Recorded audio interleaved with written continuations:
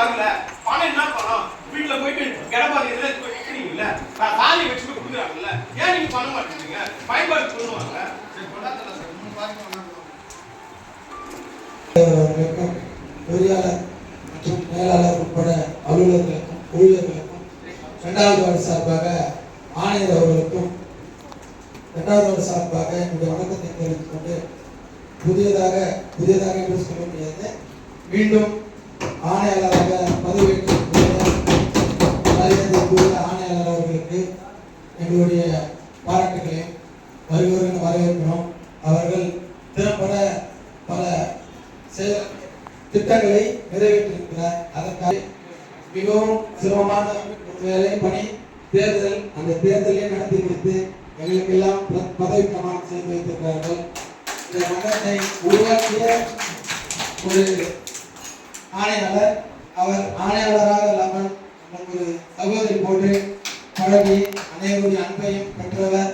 அது மாத்திரமின்றி ஒரு சகோதரி எப்படி திருமணமாகி புகுந்த வீட்டுக்கு சென்று மீண்டும் தன்னுடைய வீட்டிற்கு ஒரு போது எப்படி அனைத்து உறுப்பினர்களும் மகிழ்ச்சி அடைந்தார்களோ அது போன்று நாங்களும் மகிழ்ச்சி அடைந்து, இன்னும் காலம் குறுகிய காலம் இருக்கிறது, நீங்கள் முன்பு செய்த அதே பணிகளை எங்களுக்கு செய்து நான் ஒரு 4 வருஷத்துக்கு முன்னாடியே என்னுடைய பஜனை கோயில் தெருவில் வந்து பார்த்தீங்கன்னா முகப்புல கால்காய் போயிட்டு இருக்கு, அது மேல்முடி கேட்டுருக்கு. அது பார்த்தீங்கன்னா எல்லாருமே வசிக்கிற முகப்புல சுகாதார ஸ்தீம் கேட்டிருக்கு. அது நான் மேல்முடி எனக்கு வழங்குவார் கேட்டேன். சேர்மன் அவர்களும் எனக்கு பணம் தர சொல்லியிருந்தாங்க.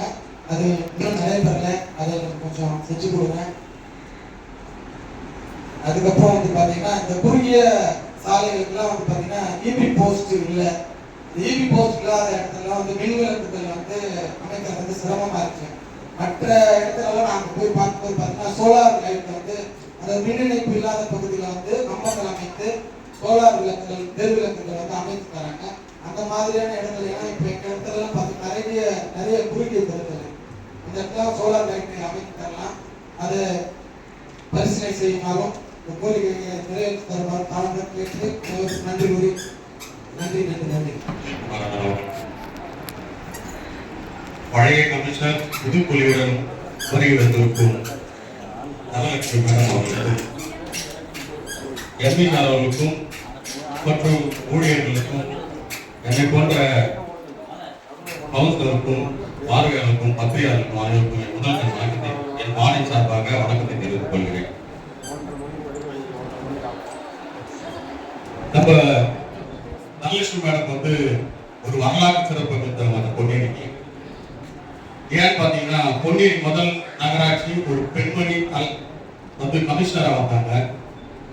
ஒரு வரலாறு இது என்னைக்கும் இந்த வரலாறு பதிவாக இருக்கும். மீண்டும் அவங்க நல்ல சிறப்பான பணிகளை செய்துட்டு திருப்பி தலைமைக்கு செஞ்சுட்டாங்க.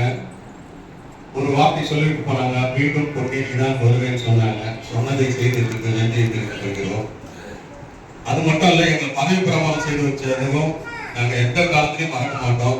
இந்த சபையில் இருக்கவங்க யாராவது ஒரு நாள் எம்எல்ஏ எம்பி மினிஸ்டர் கூட ஆவாங்க, ஆனாலும் உங்களை நாங்க மறக்கவே மாட்டோம். ஏன்னா அந்த பார்ட்டி உங்க கையால எங்களுக்கு கிடைச்சது, அகையால பண்ணிக்கிடுங்க. உங்களுக்கு நிறைய வேலை தெரியும். இந்த பொன்னேரியை கொஞ்சம் ஸ்கீம் எல்லாம் எடுத்துட்டு பண்ணீங்கன்னா நல்லா இருக்கும். இந்த பொன்னேரி ஒரு பஸ் ஸ்டாண்ட்லாம் பாத்தீங்கன்னா திருச்சியில 1000 கோடி பண்ணிருக்காங்க, ஆவடியில 30 கோடியில பண்ணிருக்காங்க. எல்லாமே 96ல நடைபெற்றதுதான் அந்த பஸ் ஸ்டாண்ட்லாம். ஆனா பொன்னேரி பஸ் ஸ்டாண்ட் ரொம்ப மோசமா இருக்கு. அன்னைக்கு அண்ணன் காசு இருக்கும் போது 10 அமைச்சர்கள் திறந்தாங்க. அது கொஞ்சம் ஸ்கீம்ல கொண்டு வாங்க மேடம், கொஞ்சம் கொண்டு நல்லா பண்ணணும் மேடம்.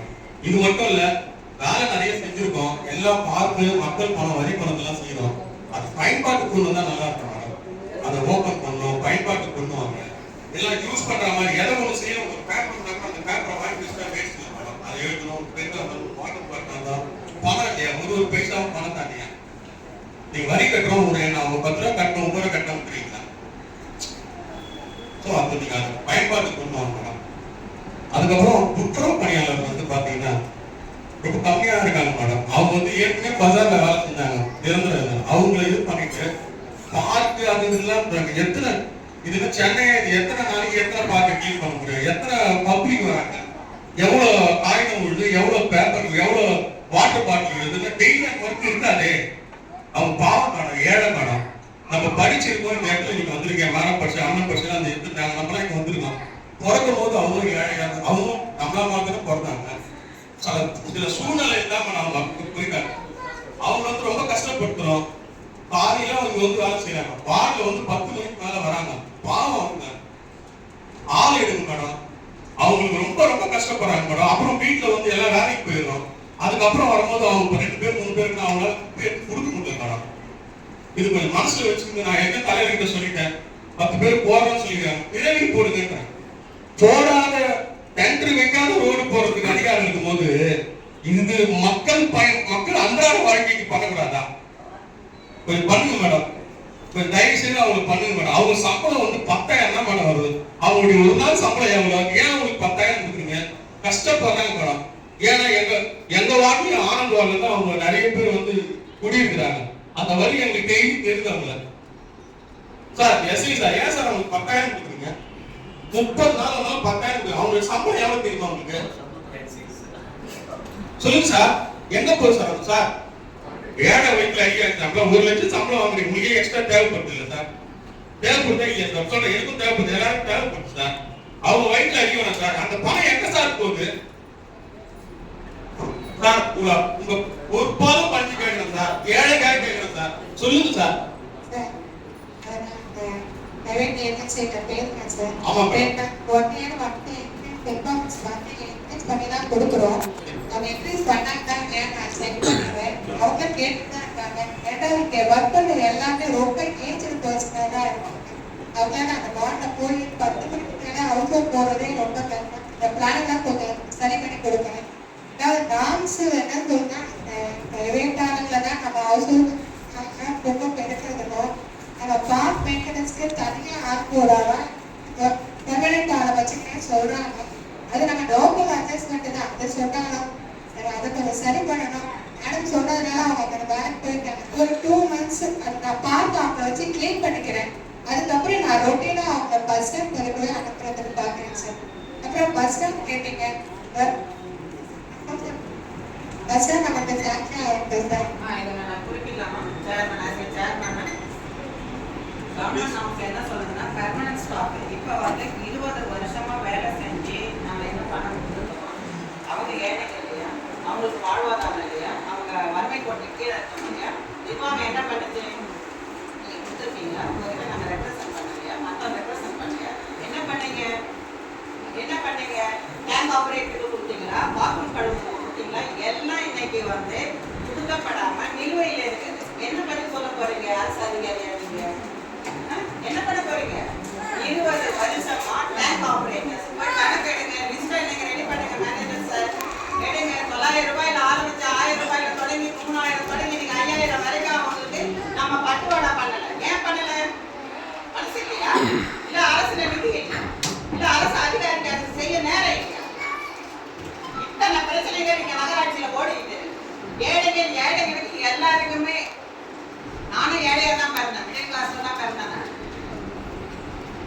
ஏழையுடைய கண்ணீர் எனக்கு நல்ல இதயத்துல ஆழமா பதிஞ்சிருக்கிறதுனால தான் இந்த பொறுப்புக்கு நான் வந்திருக்கேன். என்ன பண்ணி சொல்ல போறீங்க நீங்க? நீங்க வந்து ஒருத்தர் சொல்றாரு, நான் 20 வருஷம் வேலை செஞ்ச 1வது வார்டுல நீலகட்ட நீங்க தான் சாட்சி. பக்கத்துல அவர் பக்கத்துல தான் அவர் உட்கார்ந்தார். 20 வருஷமா நீங்க என்ன பண்ண பட்டுப்படாவ பண்ணாம இருக்கீங்க. எவ்வளவு மக்கள் வந்து நம்ம இதுல நம்ம ஆபீஸ்ல ரிட்டையர்மெண்ட் ஆயிருக்காங்க. எத்தனை பேருக்கு பெனிஃபிட் கொடுத்துருக்கோம். இதெல்லாம் மன்றத்துக்கு வர வேணாவா? இதெல்லாம் அரசு தரப்பு செய்ய வேணாவா? நாங்க தடுக்கிறோமா? மன்றம் நாங்க தடுக்கிறோமா? ரோட போட வேணான்றோமா, தண்ணி கொடுக்க வேணான்றோமா, தூய்மை பண்ண வேணான்றோமா? நான் வந்து எண்ணிக்கை நம்ம மன்றம் எண்ணிக்கையாவை அப்பாயிண்ட் பண்ணிருக்கு. இன்னைக்கு வந்து அவருக்கு இந்த 1 வருஷத்துக்கு நாங்க எஸ்டிமேட் 10% இன்க்ரீஸ் ஆயிருக்கு. எஸ்டிமேட் 2.5 கோடிக்கு வருது. 2.5 கோடி அவர் தானே எல்லாமே பண்ணணும். எம்இகே தான் இவங்களுக்கு யூனிஃபார்ம் சப்ளை பண்ணணும். நாங்க மயிலே எனக்கு போடணும் கேட்டேன். யூனிஃபார்ம் சப்ளை பண்ணணும், அவங்களுக்கு சேஃப்டி மெஷர் சப்ளை பண்ணணும், அவங்களுக்கு போதுமான வருமானம். என்னுடைய கணக்கு 15,000 கொடுக்கணும். ரெடியா? அரசு தரப்பா ரெடியா? அரசு தரப்பா ரெடியா? ஏழை மக்களுக்கு 15,000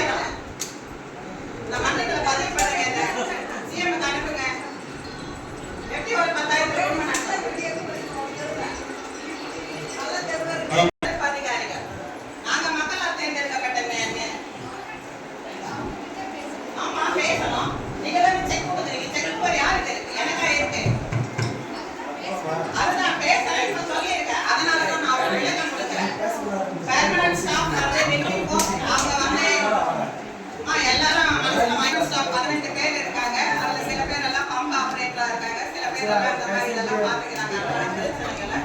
லேடிஸ் 4 பேரை வந்து பார்த்துட்டு மெயின்டெனன்ஸ் பண்ணிருக்கோம். பாத்ரூம் வந்து ஒரு மாசத்துக்கு 5000 நம்ம வாங்கிக்கிறோம். ஆனா நம்ம இந்த வரைக்கும் அப்படியே நம்மள நீங்க 1000 பேர் கொடுத்தா கூட இந்த நகராட்சி அரசு கொடுத்ததுன்னா மதியம் நடத்திட்டு 5 மணி வரைக்கும் நடத்திட்டு பர்மிஷன் வாங்கி 8 மணி வரைக்கும் கூட நடத்திட்டு சட்டத்து விதியில இருக்கு. அந்த புக்கு தான் பார்த்துட்டு படிக்காம எல்லா புக்கும் பார்த்து நான் போறேன். நான் எப்பவுமே படிக்க இதுதான் பிரச்சனை. அந்த வாணி குளம் கிட்டத்தட்ட நான் ரொம்ப நாளா கேட்டுக்கிறேன். உங்களுக்கு ஏதாவது அந்த வாணி குளத்து மேல ஏதாவது இல்ல என்ன பிரச்சனை உங்களுக்கு கேக்குறேன். அது வந்து பொன்னேரி முக்கிய பிரதான சாலை சார். அது எல்லா வாக்கிட்டு வெளியே போறாங்க வராங்க. அந்த செடி வளர்த்துருக்கு. அவர் அவர்கிட்ட சொன்னேன் ஜேசிபி போனாட்டி சொன்னாங்க மேடம் உடனே ரெடி பண்றேன் 3 நாளே ரெடி பண்றேன்னு சொன்னாங்க. இல்ல சார் எஸ்ஐ சார் டைம் ஆகுது. உங்ககிட்ட கேக்குறேன் ஜேசிபி வச்சு க்ளீன் பண்றேன்னு சொன்னீங்க. எத்தனை பேர் ஊராங்க ஜேசிபி 3-4 மேடம் ரெடி பண்ணி தர சொன்னாங்க போன மாசம். ஏன் ஜேசிபி வச்சு க்ளீன் பண்ணல? இதே எப்ப சப்ஜெக்ட் வச்சுக்கிட்டே இது போன மாசம் அப்படியே சொல்றாங்க இந்த மாசம் அப்படியே என்ன சார் இது? சார் ரோட் வைடிங் சப்ஜெக்ட் வச்சாங்களா? ரோட் வைடிங் சப்ஜெக்ட் வச்சுட்டோம்ல? அந்த ரோட் வந்து பைபாஸ் இந்த ரோட் நம்ம பண்ணாலன்னா சரி ஏறி தரனா அப்புறம் போஸ்ட் வந்துடுறா. சார் அது வச்சிருக்கீங்க சார். அதுக்கப்புறம் அந்த மக்களோட ஸ்டாலின் அதுக்கு வந்து மக்கள் பயணத்துக்கு தமிழக முதல்வர் அவருக்கு வார்டு சார்பாக நன்றி தெரிவித்துக் கொள்கிறேன். ஒரே ஒரு இதை மட்டும் சொல்லிட்டு முடிச்சுக்கிறேன். ஒரே என்னுடைய அண்ணன் 1வது வார்டுல வந்து மார்ட்டின் இருக்காரு. அவர் ரொம்ப நாளா காது கேட்க இருந்தாரு. மக்களோட முதல்வர் ஸ்டாலின் அந்த இதுல வந்து உடனடியே பார்த்துட்டு உடனே காது கேட்டுச்சு. ஏன்னா அவர்கிட்ட நான் ரொம்ப கஷ்டப்படுவேன் பேசுறதுக்கு. அதனால முதல்வர் அவருக்கு நன்றி தெரிவித்து தலைவர் அவர்களுக்கும் கமிஷனர் அவர்களுக்கும் எல்லாருக்கும் நன்றி தெரிவித்து நான் நன்றி வணக்கம்.